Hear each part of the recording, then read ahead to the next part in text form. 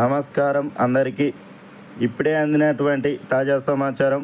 ముఖ్యమంత్రి రేవంత్ రెడ్డి గారు రైతన్నలకు తీపి కబురు చెప్పడం జరిగింది. రైతు భరోసా నిధులను సిద్ధం చేయాలని అధికారులను ఆదేశించారు.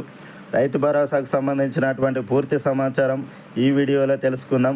వీడియోను పూర్తిగా చూడండి. వీడియోని లైక్ చేయండి, షేర్ చేయండి. రైతు భరోసా పంట పెట్టుబడి సాయం ఇంకెప్పుడు అందిస్తారని రైతన్నలు ఎదురు చూస్తున్నటువంటి పరిస్థితి. ఖరీఫ్ సీజన్ అయిపోయింది. రబీ సీజన్కైనా రైతు భరోసా జమ చేస్తారా అనే ఆశతో ఎదురు చూస్తున్నటువంటి పరిస్థితి.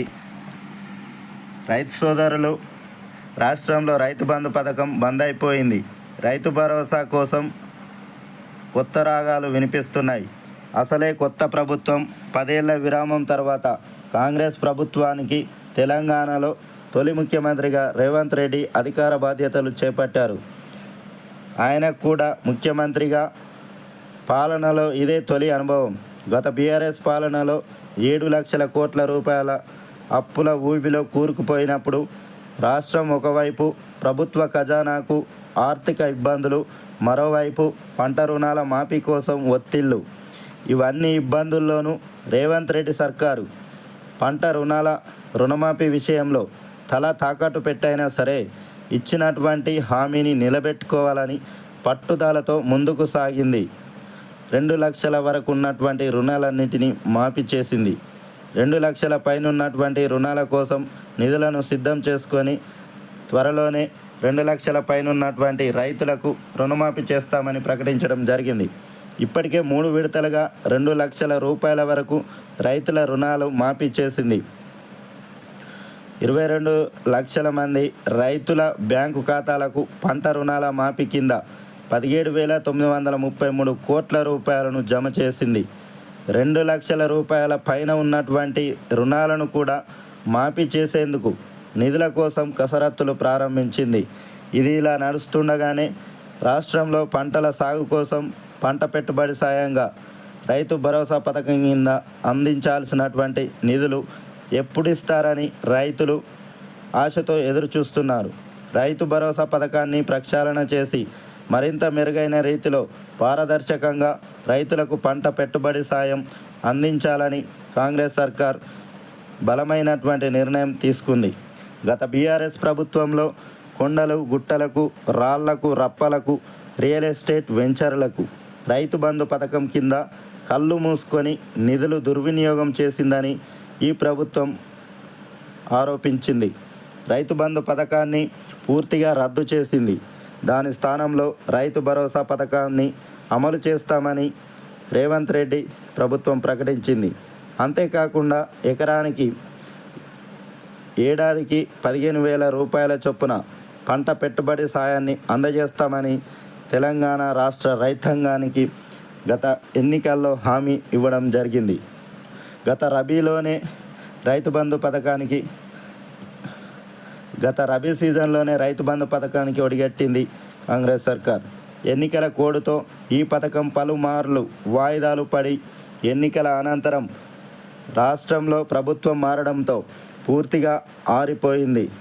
గత బీఆర్ఎస్ ప్రభుత్వం 2018-19 ఆర్థిక సంవత్సరం నుంచి రైతు బంధు పథకాన్ని తెరపైకి తీసుకొని వచ్చింది.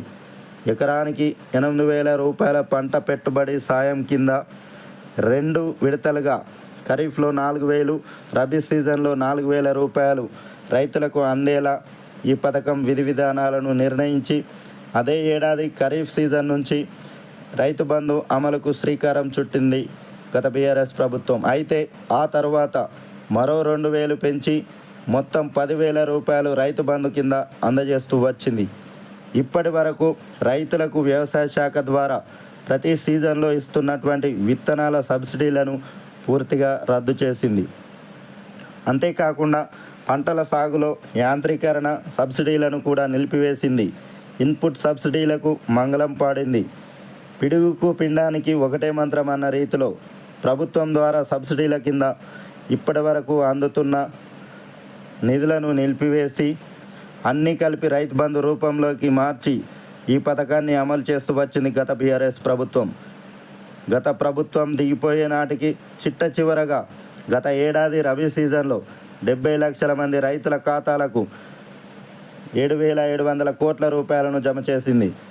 ఇక అంతటితో రైతు బంధు పథకం తెలంగాణ రాష్ట్ర వ్యవసాయ రంగ చిత్రపటం నుంచి కనుమరుగైపోయింది.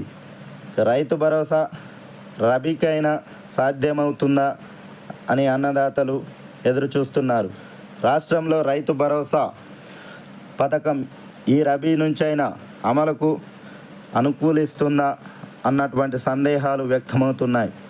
పంట రుణాల మాఫీ నుంచి విజయవంతంగా బయటపడగలిగితే చాలన్న రీతిలో ఆర్థిక శాఖ కసరత్తులు ప్రారంభించింది. మరోవైపు రైతులు ఈ రబీ సీజన్ నుంచైనా రైతు భరోసా పథకం అమలు కాకపోతుందా అని ఆశతో ఎదురు చూస్తున్నారు. ముఖ్యమంత్రి రేవంత్ రెడ్డి కూడా ఈ పథకం అమలును ఎంతో ప్రతిష్టాత్మకంగా భావిస్తున్నారు. ప్రభుత్వానికి ఏమాత్రం కాస్త ఊపిరి సల్పేంత ఆర్థిక వెసులుబాటు కలిగిన ఇక రైతు భరోసా పథకం అమలు చేసి తీర్తామని పట్టుదలగా ఉంది కాంగ్రెస్ సర్కార్.